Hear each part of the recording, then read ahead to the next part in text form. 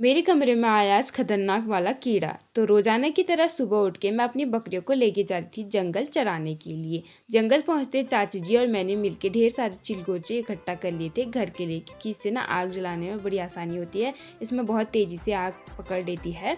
तो मेरी दादी भी आज मुझसे बहुत इम्प्रेस होने वाली थी दोस्तों। तो घर पहुँचते मैं हो गई थी फिर नौला जाने के लिए तैयार, क्योंकि हमारे यहाँ पानी का तो कोई वो ही नहीं है, आता है जाता है, समझ ही नहीं आता इसका क्या सिस्टम है। तो मुझे अपने थोड़े ट्रेडिशनल कपड़े धोने थे, क्योंकि है हमारे गांव में शादी। तो थोड़े मैंने अपनी दादी के कपड़े धोए, थोड़े अपने दादाजी के, यानी कि पूरे परिवार के मैंने आज कपड़े धो दिए थे लगभग। फिर उसके बाद मैं बहुत खुश हो गई थी, क्योंकि नौला पे कोई था ही नहीं, पूरे नौला पे मेरे रास्ता कि पानी पानी, भाई पानी के साथ खेलने में अलग ही मज़ा आते हैं।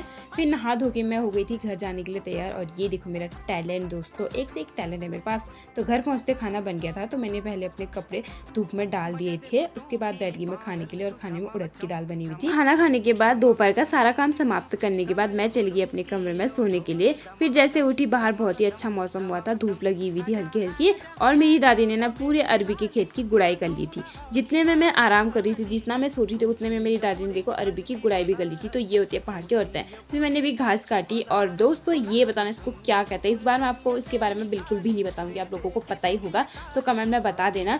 लेकिन ये मेरी दादी के बड़े फेवरेट है। मेरी दादी भी पहुंच गई थी खेत में से इसको खाने के लिए, और दादाजी घर में अपने काम पे लगे हुए थे। और ये देखो हमारा फिरवा कुत्ता आ गया था। फिर मैं खेतों के लिए जा रही थी, तभी मुझे एक बच्ची दिखी, जिसके साथ मेरा हो गया था रास्ते पे खतरनाक वाला पंगा।